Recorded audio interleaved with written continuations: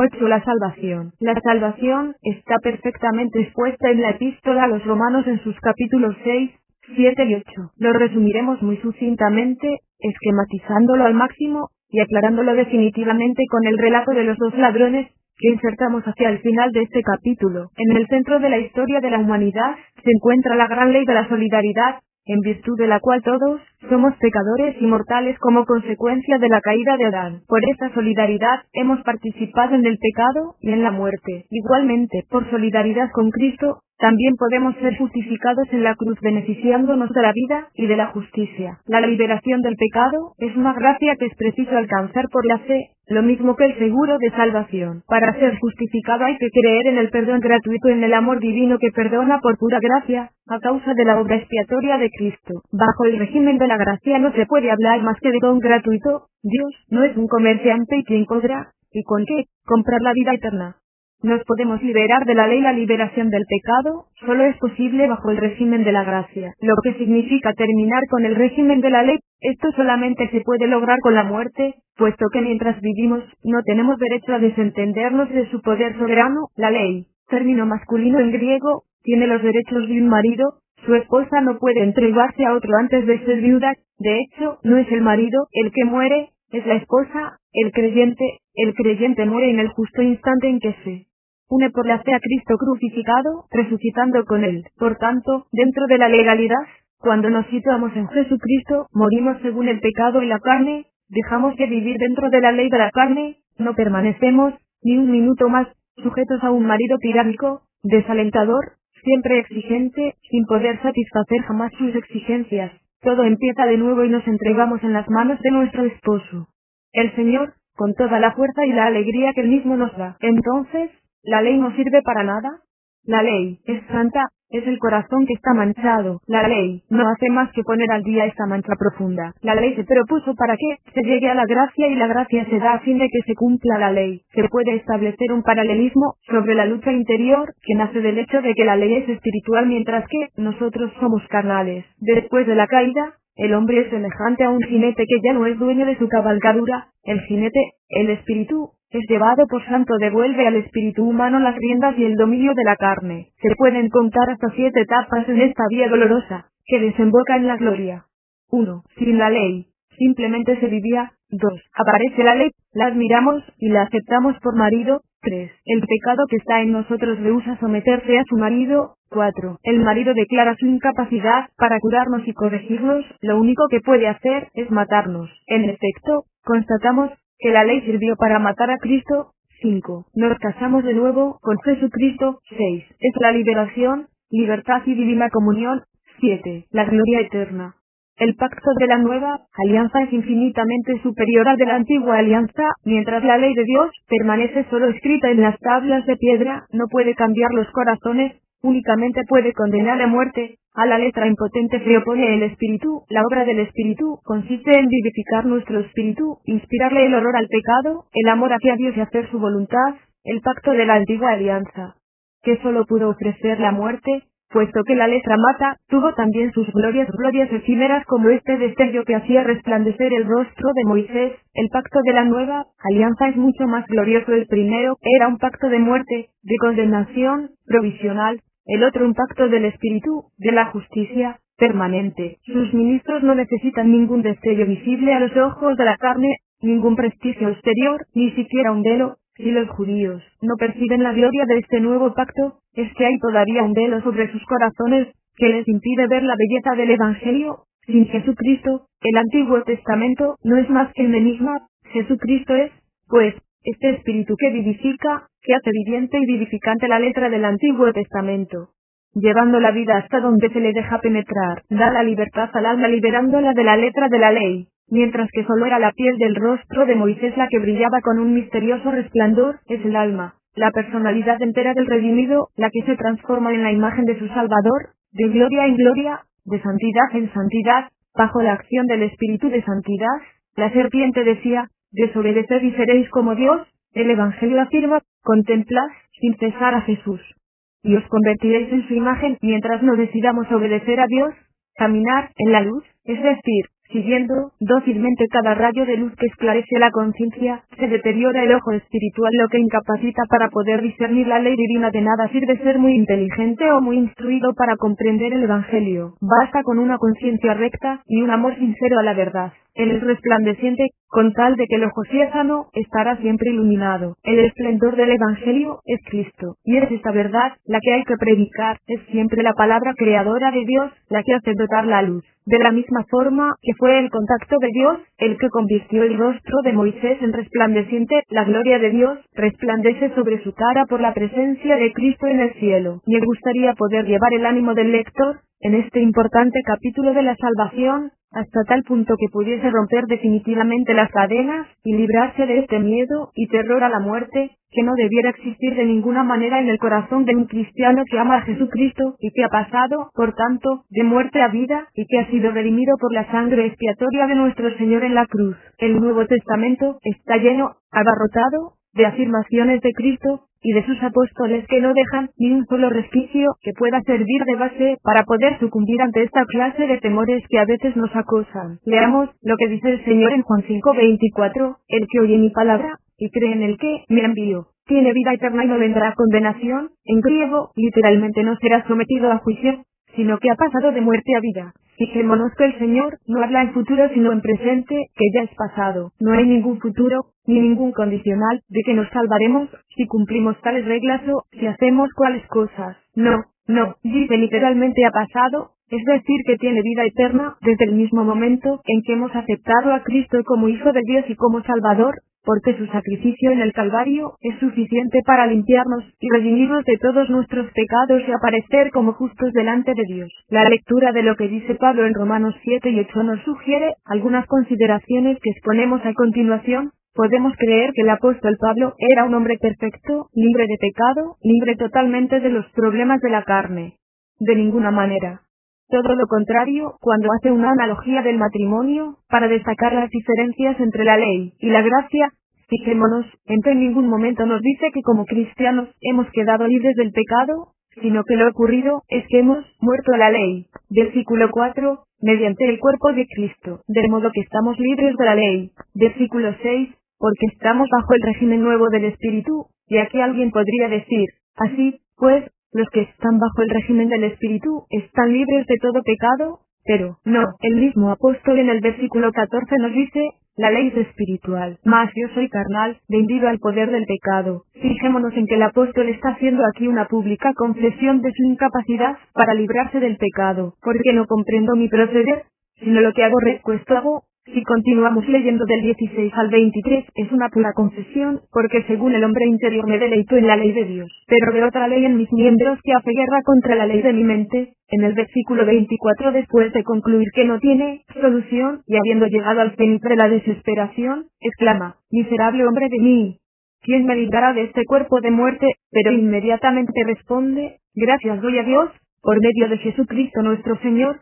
Finalmente, al acabar el capítulo, concluye que con la muerte sirve a la ley de Dios, pero con la carne sirve al pecado. Esta es la triste conclusión a la que llega Pablo después de hacer un pequeño análisis de su propia conducta. Pero ¿cómo empieza el próximo capítulo 8?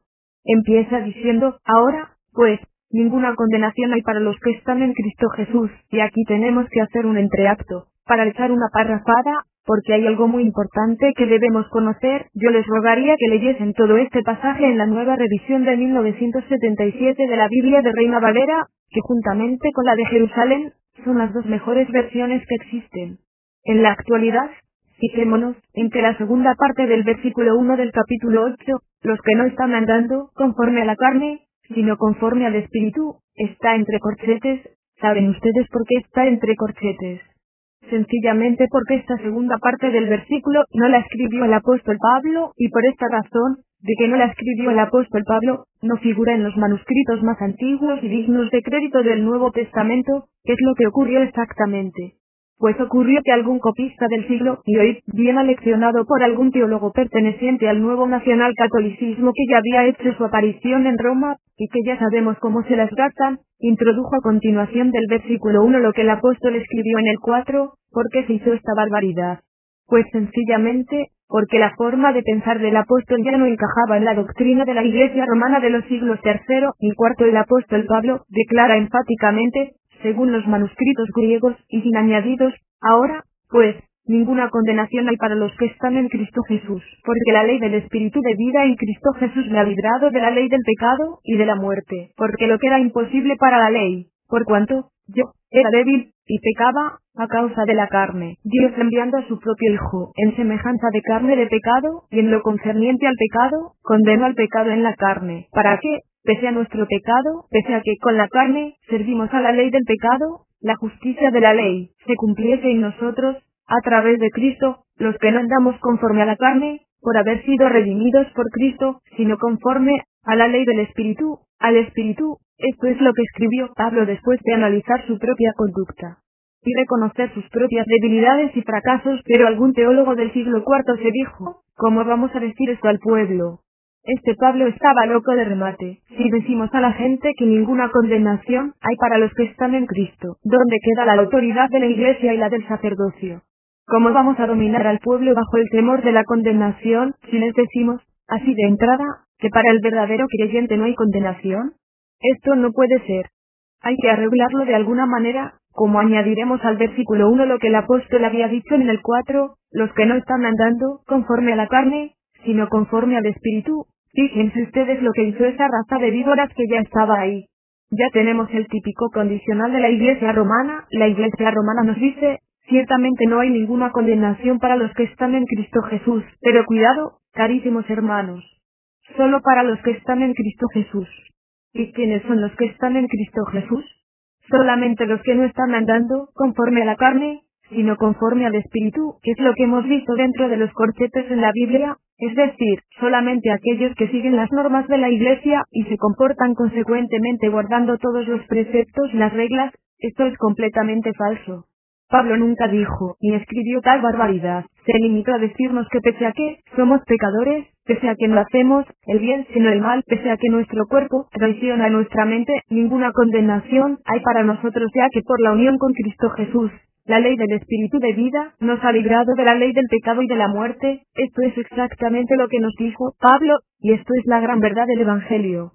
Lo demás son falsificaciones y mentiras interesadas que sirven para construir esas entelequias a que nos tienen acostumbrados los cobardes teólogos a través de sus contradicciones. Además, por si fuera poco, esta versión auténtica de Pablo está completamente en la línea de las palabras de Jesucristo a la mujer pecadora pública cuando dice, sus muchos pecados le son perdonados porque amó mucho, mas aquel a quien se le perdona poco, poco ama. Naturalmente, el amor grande y verdadero que se tiene a Jesucristo tiene tal naturaleza, tanta fuerza y potencia acumulada, desarrolla tal cantidad de energía, que aniquila, pulveriza y destruye cualquier pecado que se haya podido cometer. Es decir, cuando ya se ha entrado de lleno dentro de la ley del Espíritu, la purificación es tan enorme y de tanta envergadura que todo lo demás es silencio. En sus palabras a la mujer pecadora pública, Luke 7:47, no establece una simple correlación de proporcionalidad.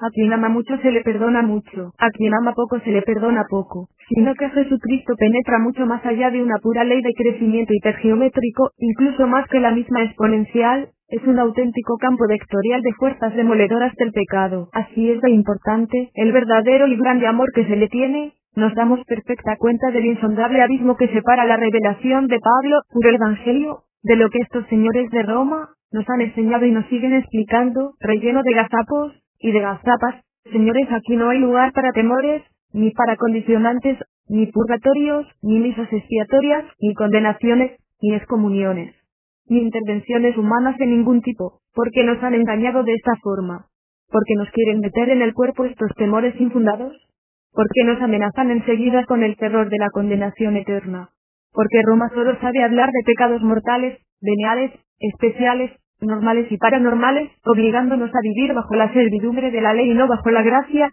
Debemos estar firmes en la libertad con que Cristo nos hizo libres, y no estar sujetos al yugo. ¿La ley hemos de justificarnos? En vano murió Cristo. Tenemos que entrar en la ley del Espíritu, sin resquemores, amando ilimitadamente al Jesucristo, y entonces sí podremos pronunciar, con total liberación y completa seguridad, las tranquilizadoras y maravillosas palabras de Pablo: para mí el vivir es Cristo, y el morir es ganancia.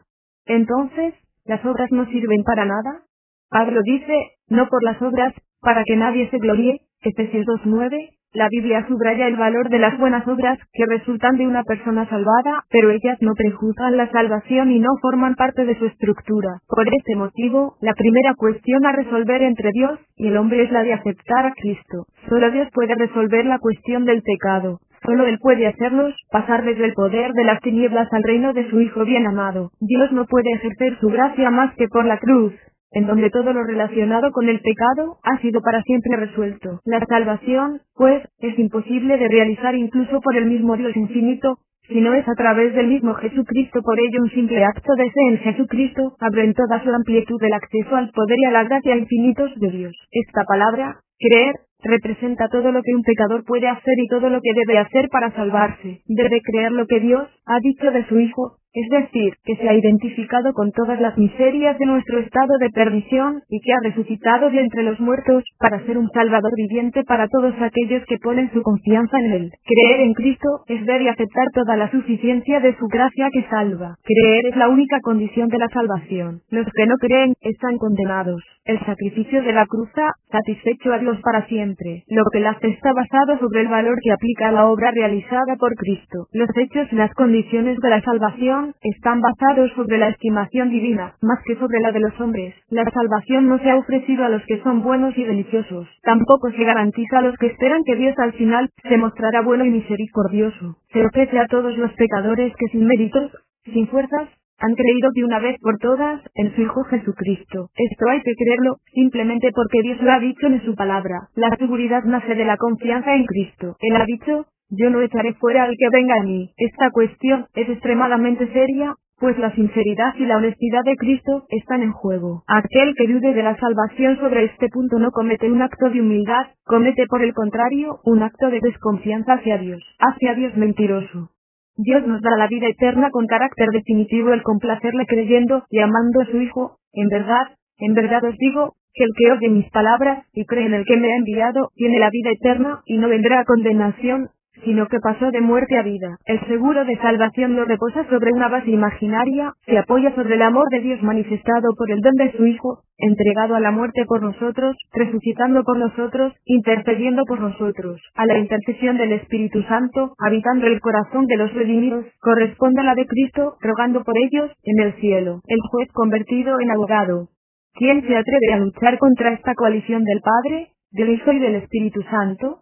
La salvación depende pura y enteramente en aceptar, por la fe, a Jesucristo como nuestro Salvador, y después considerar la vida cristiana como un íntimo idilio amoroso con Él. De esta seguridad en la salvación, nos dieron un ejemplo vivísimo y firme los cristianos primitivos. Estos hombres y mujeres que vivieron durante los primeros siglos del cristianismo, daban sus vidas en los circos romanos con una valentía y un heroísmo tan desmesurados, con un coraje y una naturalidad tan elevados, y sobre todo, con aquella serenidad tan novedosa, que nos sentimos obligados a preguntarnos qué era en realidad lo que les daba aquella fuerza y aquella alegría a estas gentes que iban a morir y a dejarse matar antes que renunciar a su fe cristiana y adorar a los ídolos paganos. Era la seguridad en la salvación. Ellos no vacilaban y no albergaban ninguna duda sobre la mecánica de la salvación. Sabían que por su fe en Cristo habían recibido la vida eterna y que el Espíritu Santo que habitaba en su interior los acompañaría directa e inmediatamente a las manos del Padre en el paraíso. Cuando Justino, antiguo filósofo pagano convertido a la fe cristiana, fue presentado ante el procónsul pagano Rufus, este le preguntó, ¿supones que, si te enviara a los leones o mandara cortar tu cabeza, irías a un lugar donde serías honrado y recompensado? La contestación fue tajante, no lo supongo, lo sé, y estoy absolutamente seguro de ello. Esta firmeza sin titubeos de aquellos creyentes que vivieron más de cerca los orígenes del cristianismo y que, por tanto, estaban más imbuidos e impregnados del verdadero espíritu de su fundador, es todo un ejemplo de desprecio a la muerte y de añoranza de Jesucristo que no hace más que afianzarnos en que poseían la certeza y la seguridad de la vida eterna. Esto nos marca la línea que debemos seguir los cristianos de ahora, si queremos estar dentro del auténtico cristianismo sellado por el marchamo de aquellos hombres que estuvieron tan cerca de los apóstoles y de sus sucesores. Tener fe y amor a Jesucristo ilimitada e incondicionalmente, creer en la seguridad de la salvación, y no tener miedo a la muerte. La salvación según Roma. Para el catolicismo, lo que salva o condena son las buenas obras, La salvación depende exclusivamente de nosotros a través de nuestras obras y nuestras devociones. Nadie se puede salvar si no está en gracia de Dios. Estar en gracia de Dios es no estar en pecado mortal, y para esto, basta haberse confesado con un sacerdote. La salvación a través de la confesión viene condicionada por las obras, y surge su efecto a través del confesor mediante las palabras: ego, te absolvo peccatis tuis. Excepto en caso de santidad, se pasa siempre por el purgatorio. La duración en el purgatorio es función de la cantidad de malas obras confesadas. Si se está en pecado mortal y no se confiesa, se condena. Si una meretriz no ha hecho puntual confesión de todos y cada uno de sus pecados, queda irrevocablemente condenada. Roma impone siempre la ineludible mediación de la jerarquía eclesiástica entre las escrituras y los creyentes. Roma asegura que el mensaje de la Biblia no es objeto de fe mientras no sea refrendado por el magisterio infalible de la jerarquía. Insiste en que no se perdona pecado mortal alguno sin confesión auricular, confesando todos y cada uno de los pecados mortales. Roma ha llegado a imponer, y de hecho existe, en la piedad del católico, un ritualismo o sacramentalismo rutinario que conduce a aquel a pensar que para salvarse tiene bastante con acudir al confesionario o al comulgatorio, olvidando la necesidad de la auténtica y verdadera fe y del genuino arrepentimiento. Ayuda mucho para poder conseguir la vida eterna siempre según Roma: asistir a la Santa Misa, la comunión diaria, hacer novenas, vía crucis y rosarios, asistir a procesiones y ejercicios espirituales primeros sábados y sobre todo,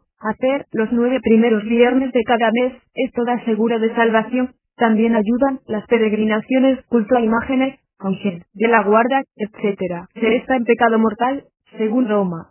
1. Si no se cumplen los mandamientos de la ley de Dios, versión Papa Pío X. 2.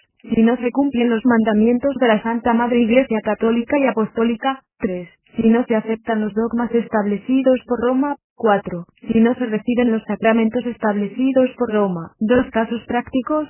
A.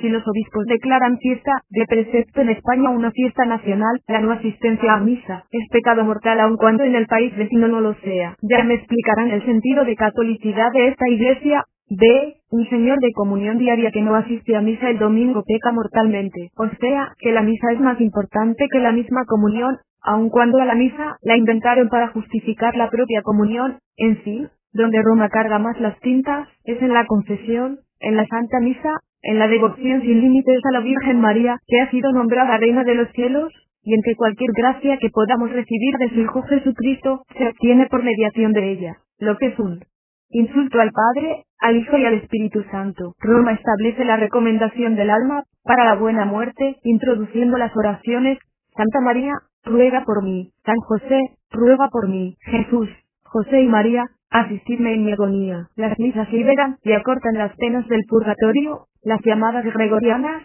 aplicadas 30 días consecutivos, aseguran la salida automática. Casi todo lo explican teológicamente. Caso de duda, doctores tiene la Santa Madre Iglesia, que lo sabrían explicar. Nosotros, a su vez, agregamos que lo del purgatorio no se puede entender ni a base de doctores, por cuanto Dios no puede exigir 2 veces el pago de una misma deuda. El pago de nuestros pecados fue ya pagado con creces por Cristo en la cruz. Exigir una expiación o pago suplementario en un supuesto purgatorio es blasfemo para con Cristo y denigrante para aquellos a quienes Jesús lavó con su sangre. Cualquier parecido que encontremos entre esta salvación y la de los evangelios es pura coincidencia. Relato de los 2 ladrones. Entresacamos primero un trozo del evangelio de Lucas, y uno de los malhechores que estaban colgados le injuriaba diciendo: si tú eres el Cristo, sálvate a ti mismo y a nosotros. Respondiendo el otro, le reprendió diciendo: ¿ni aun temes tú a Dios, estando en la misma condenación? Nosotros, a la verdad, justamente padecemos, porque recibimos lo que merecieron nuestros hechos. Mas este, ningún mal hizo. Y dijo a Jesús: acuérdate de mí, cuando vengas a tu reino. Entonces Jesús le dijo: de cierto te digo que hoy estarás conmigo en el paraíso. Lucas 23, 39 al 43. En primer lugar, sabemos que los 2 ladrones fueron crucificados junto a Jesús, uno a la derecha y otro a la izquierda. Pero esto no quiere decir que estuvieran las 3 cruces en un mismo plano como nos enseñan las estampas, sino que lo lógico es que para la economía y fáciles servicios de los soldados, estuvieran en una especie de semicírculo bastante cerrado para controlar fácilmente a los 3 ajusticiados. Por lo tanto, puede razonablemente admitirse que los 3 crucificados estaban bastante cerca el uno del otro, a pocos metros de distancia, y que seguramente se trataba de 3 cruces de parecidas dimensiones, y no una grande para Jesús y dos más bajitas, como seguimos viendo en muchos dibujos. O sea que los tres hombres que iban a morir, se podían ver perfectamente entre sí, estaban situados en una posición elevada a la misma altura geométrica para los tres, y dominaban desde esta situación encopetada todos los movimientos de los soldados y del pueblo que estaban allí congregados y también oían todo lo que decían. Los dos ladrones podían leer en la cruz de Jesús un título escrito con letras griegas, latinas y hebreas: "Este es el Rey de los judíos". Los dos ladrones tuvieron ocasión de oír los insultos dirigidos a Jesús por parte del pueblo, y cómo le escarnecían los soldados, cómo le escupían y, en sí, cómo se movían todos aquellos gusanos debajo de ellos. Todo este espectáculo lo veían en primera fila, como desde un proscenio. No podían perderse ni una sola mueca de Jesús. A medida que pasaba el tiempo, había uno de los dos ladrones, al que llamaremos el ladrón, que se estaba compungiendo y hasta se estaba decantando del lado de Jesús. Cuando el segundo ladrón le injurió, el primero saltó en su defensa reprendiéndole. El primer ladrón reconoció que ellos dos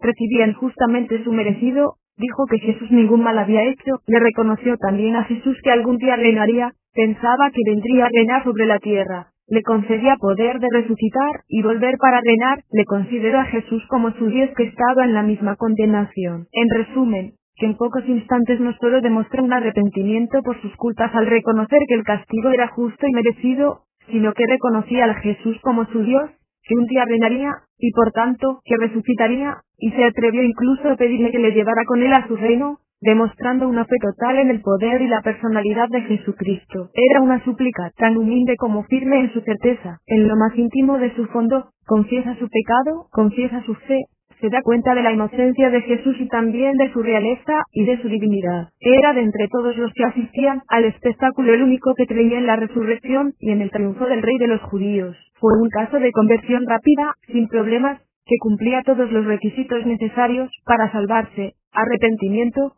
fe en Jesús y una cierta identificación de la muerte en la cruz. La respuesta de Jesús a este hombre fue fulminante y categórica: hoy mismo estarás conmigo en el paraíso. ¡Qué consuelo, qué alegría para Jesús, qué bálsamo para un moribundo, poder dar a un compañero de suplicio una respuesta que sobrepasa todo cuanto este hombre hubiese podido esperar! Este primer ladrón será el primer hombre que morirá y subirá al cielo después de la su fe. La Iglesia Católica Romana le llama simplemente el buen ladrón. Lo que le interesa a Roma sobre todo es que sea bueno, es decir, que haya hecho cosas buenas en su vida, buenas obras, y que precisamente por haber sido bueno Jesús lo salva. Pues no. Jesús no le salva por ser bueno al buen ladrón, como dice Roma, sino sencillamente por tener fe en el Hijo de Dios. Esto confirma que la salvación es una gracia que hace Jesús a quien quiere, sin tener en cuenta para nada las buenas obras. Historia jamás contada y jamás escrita del segundo ladrón. Esta historia es la más interesante de todas las que se desarrollaron en el Calvario. Con el fin de que quede más clara, la dividiremos en tres actos, a saber: primer acto, hasta la muerte de Jesús; segundo acto, después de la muerte de Jesús; tercer acto, después de la muerte del ladrón. Vamos a ir siguiendo tal y como hemos venido haciendo hasta ahora, la serie de acontecimientos que se desarrollaron delante de los ojos del segundo ladrón. Primer acto: el segundo ladrón está contemplando el mismo espectáculo que sus dos compañeros y en un proscenio idéntico está oyendo el diálogo que se ha establecido entre Jesús y el ladrón. En cierta manera, le está entrando una pequeña envidia, no declarada, a pesar de todo injuria a Jesús. Si tú eres el Cristo, sálvate a ti mismo y a nosotros. Acababa de reconocer que caso de que fuese el Cristo tendría poder para poder salvar a los tres, había dicho los tres. Este hombre se estaba solidarizando con sus compañeros, además sus palabras iban mucho más lejos que una simple solidaridad. Este hombre en cierta manera se sentía formando equipo con los otros dos, porque caso de serlo haría lo imposible para llevarse con él a sus compañeros de suplicio, y es que además veía el letrerito: este es el Rey de los judíos. Y por si acaso, pensaba, la verdad es que este hombre duro que nunca había trabajado, empezaba a trabajar a fondo en su cabeza. No podemos desde luego negar que formaban equipo, un equipo de tres hombres luchando con la muerte, viendo las mismas cosas, sufriendo dolores físicos parecidos, más o menos acompasados, etc. Habría una sola diferencia: los dos ladrones leían el mismo letrerito sobre la cabeza de Jesús, lo que les igualaba en categoría, y si el letrerito fuese auténtico, quedaba definido el jefe del equipo. En todo caso, hay que reconocer que el llevar un letrero ya denunciaba una categoría, El segundo ladrón empezó a ponerse nervioso porque en el peor de los casos era posible que una parte de la inscripción fuese verdadera. Oyó las palabras de Jesús: Padre, perdónalos porque no saben lo que hacen. Oír la palabra perdonar al tiempo que veía cómo se desarrollaba el espectáculo creaba en él un gran confusionismo, pero es que, además, se lo pedía a su padre. ¿Qué clase de padre tenía este personaje tan misterioso? Y unos minutos antes de verle morir, otra vez volvió a oír la palabra padre, pero esta vez era para encomendarle su propio espíritu. Esto le intrigó y le preocupó mucho más, porque parecía que el jefe se había olvidado de los demás y solo pensaba en su propio espíritu, y de pronto sonó el grito desgarrador que lo acaparó todo. Jesús acababa de morir. Segundo acto: ¿quién era ese hombre que acababa de morir en el preciso instante en que él mismo había anunciado que iba a hacerlo? Y justo al torcer la cabeza Jesús vio un relámpago cegador con un estallido fenomenal acompañado de un terremoto. Con todo esto, la tarde se había ennegrecido y el aguacero ya se iniciaba ostensiblemente. Vio a la multitud, que se volvían golpeándose el pecho, como desaparecieron, uno tras otro. Asustados, desconcertados, vio que algunos pocos se quedaban lejos mirando esas cosas. Oyó al centurión a su ejecutor decir, sin titubear: verdaderamente este era el Hijo de Dios. Entonces, junto al cuerpo yerto de Jesús, solo encontró al ladrón a quien dirigirse, y tú lo declaraste inocente y a mí culpable. Pero tú, ¿qué es lo que sabes de todo esto? Mientras tanto, iban llegando noticias importantes que corrían de boca en boca hasta los mismos soldados. Que cuando el terremoto se había rasgado de arriba abajo el velo del templo, que se abrieron los sepulcros y se habían levantado muchos cuerpos de los sepultados, que salieron de los sepulcros, vinieron a la ciudad y aparecieron a muchos que habían matado el verdadero Cristo, que muchos judíos lloraban, que toda Jerusalén se había sumido en la tristeza y ostensible duelo. El segundo ladrón se dirigía esta vez con gritos de exigencia al primer ladrón. El primer ladrón no podía hablar, acababa de prorrumpir en lágrimas. El primer ladrón había recibido al Espíritu Santo después de expirar Jesús.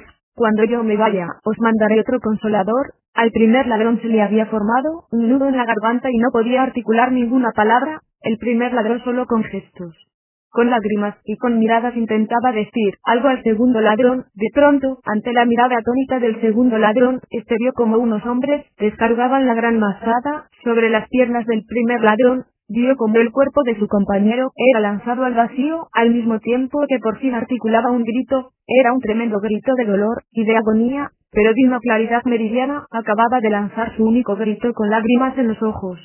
Jesús, te quiero. El primer ladrón acababa de morir. Tercer acto: acababa de contemplar en su proscenio otra muerte seguramente más que ejemplar, la del segundo camarada de equipo. Se quedaba solo. Aquello era la soledad con mayúscula. Él, solo frente a dos cadáveres. Uno de aquellos dos hombres había estado tratando de convencerle de la inocencia del otro, de Jesús, inocencia que ahora ya era reconocida por todos los que se movían allá abajo. De haberle podido hablar el primer ladrón antes de morir, seguro que le habría arrastrado hacia Jesús, puesto que en vida de en la cruz ya había iniciado su apostolado. El segundo ladrón había hecho rápidamente una serie de reflexiones.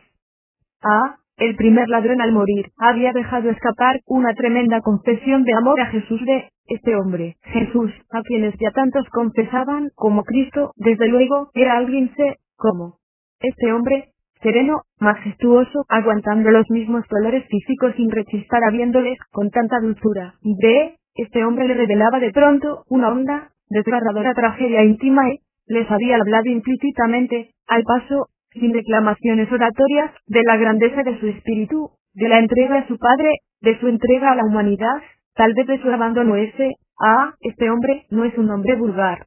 Este hombre bueno, callado, amoroso, poderoso, desconocido, es alguien. Y ese grito inesperado de su camarada de suplicio en medio de la gran tragedia del Calvario, fija la memoria de este hombre, rey de los judíos, en el centro de su corazón. De pronto, este segundo ladrón estalló en sollozos.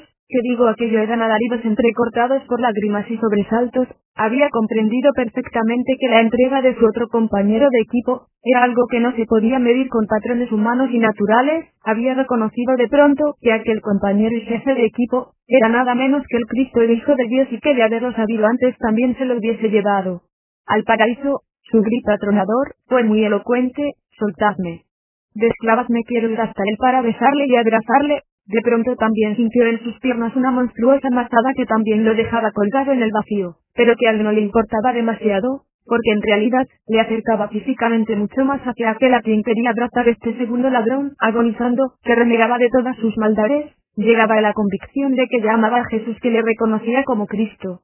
Acababa de recibir también el Espíritu Santo, ya era hijo de Dios, se había integrado completamente en su propio equipo, acababa de morir, en él también se había cumplido la mecánica de la salvación. Cuando se conoce a Jesús se conoce mucho más de lo que uno se cree. Se conoce lo suficiente para bien vivir y para bien morir, puesto que se conoce el fondo, el centro del corazón del Padre.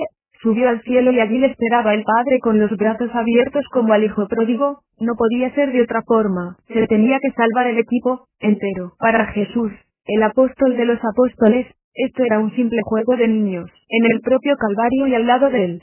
¿Quién se podría resistir? Entonces se quedaron mudos, para siempre y solos. Los cuerpos de los tres ajusticiados, en la lejanía, apareció y se iba acercando otro equipo, presidido por un hombre rico llamado José de Arimatea, que venía a llevarse el cuerpo de Jesús Roma. A este segundo ladrón, le llama el mal ladrón. ¿Cuántas cosas se podrían escribir sobre pasajes que ocurrieron en la apretada vida de Jesucristo sobre la tierra, y que todavía no conocemos? Les puedo asegurar a ustedes, con toda honradez, que, cuando redacté esta historia inédita del segundo ladrón, el Espíritu Santo estaba más cerca de mí de lo que lo estuvo con los papas de Roma en sus infalibilidades y en los cónclaves. Ahora empiezo a comprender por qué Jesús dijo en cierta ocasión que muchas prostitutas y publicanos nos precederán en el reino de los cielos. La muerte del Salvador, la flagelación la ordenó Pilatos con la esperanza de salvarle la vida a este acusado inocente. Las consecuencias fatales de la debilidad de Pilatos. Barrabás agraciado, Jesús flagelado y abandonado al odio de sus adversarios, aquellos soldados crueles. No se pueden imaginar el papel que iba a desempeñar en el mundo su corona de espinas. Pensaron cubrir a Jesús de desprecio con el cetro de caña y aquella corona irrisoria a su espalda desgarrada. Hay que añadir la lucha suprema de Getsemaní, y el sufrimiento moral que sobrellevó con la carga de todos, despojado de todo. Su único consuelo es poder comprobar que recorre el camino predicho 1000 años atrás por el espíritu profético de los hombres del pueblo escogido. Cada nuevo hecho responde a lo que está escrito en cuanto al motivo de la condenación. Ni Pilatos, ni los jefes religiosos creen en él, es el pretexto para sus conciencias, la cobardía de Pilatos y la envidia y rencores de los demás, pero la verdadera razón de este suplicio infame es el pecado de la humanidad. Lo crucificaron entre dos ladrones, lo injuriaron y repartieron entre sí mis vestidos, y sobre mi ropa echaron suertes. Salmo 22:18, nuevo ultraje y nuevo cumplimiento involuntario de las Escrituras. Triunfó el consuelo supremo de este rey, cuyo compañero malhechor moribundo es el único capaz de reconocer su divina majestad. Infernal coalición del populacho profano y de los jefes religiosos. Todo está contra Jesús. ¿Por qué no interviene Dios? No contesta. ¿Por qué no confunde a estos cínicos burlones? Si eres rey, desciende de la cruz, y creeremos en ti. Jesús aguanta y deja hablar. No quiere bajarse de la cruz. Quiere salvarnos. Nosotros sí creemos. Él ha hecho mucho más que bajarse de la cruz. Ha resucitado de la tumba. Pero ellos no han creído. ¿Fue alguna vez tan añorado del corazón del Padre como lo es en esta hora suprema? El suplicio se va alargando. Las mismas tinieblas enseñan a Jesús que Dios no estaba tan indiferente a lo que sucedía en medio de su sufrimiento y de su angustia. El Salmo 22 llega sobre sus labios como la expresión perfecta, preparada desde hace 1.000.000 de años, manteniendo su alma como el más potente estímulo.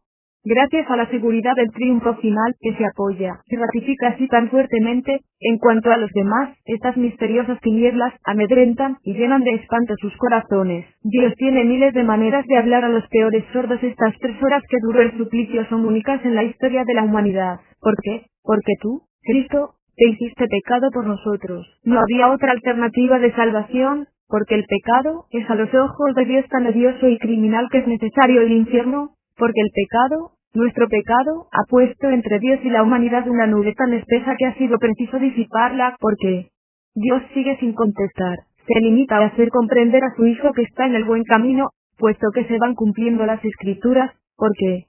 Porque Dios es luz y amor, tiene horror al pecado, su amor quiere a todo precio salvar al pecador. ¿Por qué? Porque la cruz es muy importante, y tiene que ser, en los siglos venideros, la sublime revelación de lo que es por una parte el pecado del hombre, y por la otra la grandeza y la santidad del amor de Dios.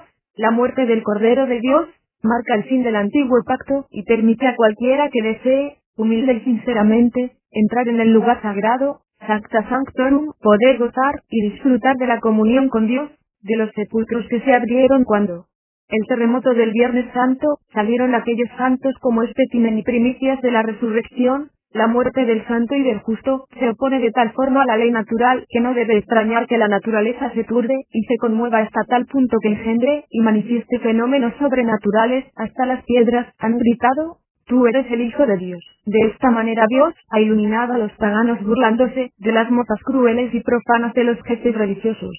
Se ha tenido que llegar a esta catástrofe.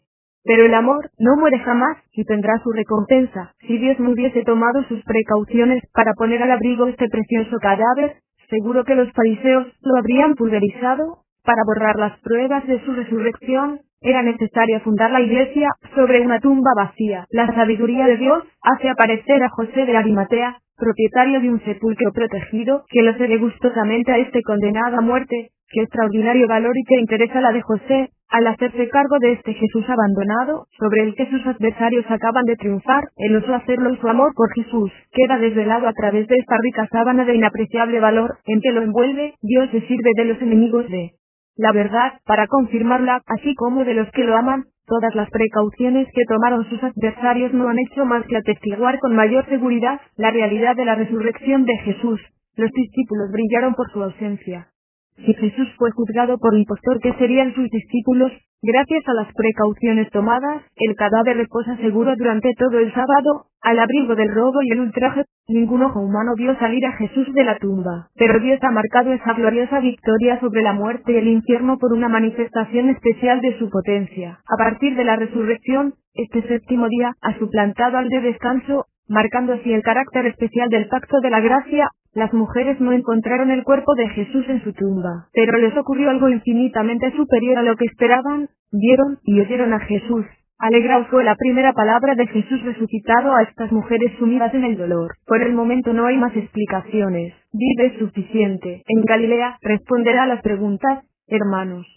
Es la primera vez que Jesús emplea este término. Sus hermanos son los que le han abandonado y renegado. El más viejo y cruel enemigo de la iglesia es el dinero. Se sirvieron de esta calumnia para arruinar la reputación de los discípulos y atentaron contra la moral de los soldados paganos, comprando sus conciencias. Pero se olvidaron de que la verdad acaba siempre triunfando sobre las mentiras. Concluiremos diciendo que el Rey de la Gloria no es solamente Rey de los judíos, y que confía a los suyos la tarea gloriosa de hacerle Rey del mundo entero. Para alentarles y estimularles, Jesús les recuerda que 1. Su poder le ha sido conferido y extiende su realeza tanto en el cielo como sobre la tierra entera. 2. El carácter universal de sus enseñanzas es de tal naturaleza que puede ser aceptado con alegría por todas las naciones. Un mismo bautismo, una misma fe, un mismo Padre, un mismo Salvador, un mismo Espíritu. 3. Su poder es eterno, su presencia soberana, su amor inmutable y real. Yo cuento con vosotros. Vosotros podéis contar conmigo, bautizándolos y regenerándolos. Los pecadores quedan lavados y limpios de sus pecados, muriendo su antigua vida y naciendo a una nueva vida, declarándose por la fe crucificados y resucitados con Cristo. Por este bautismo, el nombre divino del Padre, del Hijo y del Espíritu Santo queda vinculado al alma del creyente, inscrito sobre su frente, grabado en su corazón. El creyente, además, no podrá olvidar, ni por un instante, que aquel bautismo es propiedad inalienable de Dios, que Dios ha pagado su propio rescate a través de su Hijo Jesucristo, y que este es definitivamente nuestro Salvador. Conclusión: dejemos aclarada, definitivamente, la diferencia entre salvación y tesoro en el cielo, puesto que son dos conceptos que se confunden muy a menudo con ágil facilidad. Tesoro en el cielo es una simple tesaurización acumulada en la cuenta corriente personal de cada uno en el reino de los cielos, mientras que la salvación es el pasaporte indispensable para poder penetrar o entrar en dicho reino. La apertura de cuenta solo es factible cuando se obtiene el pasaporte. Una vez obtenido este, y establecida por tanto automáticamente la cuenta corriente, se inicia sin más el proceso de tesaurización. La salvación solo se consigue por la fe, por la gracia, regenerándose, y de ningún modo a base de obras, para que nadie se gloríe. Sin pasaporte las obras no sirven para nada, son obras muertas, puesto que no existe inscripción bancaria sin la cual no podemos acumular tesoro. Sin pasaporte solamente obtendremos tesoro en la tierra pasajero y sujeto a menoscabo por la polilla, el orín y los ladrones. Lo primero e indispensable es, siempre, reconocer a Dios, adorarle y glorificarle. Después ya se realizarán las buenas obras que Dios preparó de antemano para que anduviésemos en ellas. Estas sí se tesaurizan. Los sistemas humanos, de cualquier religión, no pueden ofrecer una auténtica salvación puesto que no conocen al Dios único 3 veces santo, sus exigencias absolutas y la condenación de cualquier desobediencia a su ley. No conociendo el sentido real del pecado, no ofrecen solución. El hombre, concluyen, no está condenado irremisiblemente y puede ganar el perdón por sus esfuerzos y sus buenas obras. Se salva, pues, él mismo, lo que equivale a decir que en realidad no se salva, en absoluto, y su conciencia, trastornada a pesar de todo, no encuentra jamás la certeza del perdón. La Biblia, por el contrario, denuncia, como solo Dios puede hacerlo, la culpabilidad, la incapacidad y la perdición eterna del hombre. Después ella nos muestra al propio Señor en la cruz pagando por amor toda nuestra deuda y ofreciéndonos gratuitamente su gracia con la seguridad de salvación total. Todo nuestro futuro terrestre y celeste está a partir de ahora concentrado en la persona de aquel que llega para reinar eternamente. ¿Qué autor humano, qué genio religioso, habría podido jamás inventar un mensaje tan humillante para el pecador orgulloso y tan maravilloso para el creyente arrepentido? Pablo tiene razón cuando grita, Dios encerró a todos en desobediencia para tener misericordia de todos. Oh profundidad de las riquezas de la sabiduría y del conocimiento de Dios. Cuán inescrutables son sus juicios e insondables sus caminos. Porque, ¿quién penetró en el pensamiento del Señor? A él sea la gloria por los siglos. Romanos 11:32 al 36. El mensaje de Jesús únicamente alcanza a los genuinos pecantes y a los puros pecadorizos. No es apto para el hombre bueno y perfecto y colmado de honestidad, ya que por muy sublime y de campanilla que pueda ser su virtud y grado de moralidad siempre será manifiestamente inhábil e insuficiente para poder pagar y satisfacer al tribunal del gran juicio, puesto que la bondad e impecabilidad son atributos exclusivos de Dios. Solamente el Espíritu Santo puede convencer de pecado aplicando la palabra al corazón humano, arrancándole de su estado por la fe en Jesucristo. Tan solo el Espíritu puede plasmar, en realidad, lo que Cristo nos consiguió en el Calvario. Su evidencia y acomodación solo se resuelve y se materializa positivamente, con nuestro dócil y resuelto consentimiento y por la acción constante del Espíritu Santo. Santos Olavarrieta.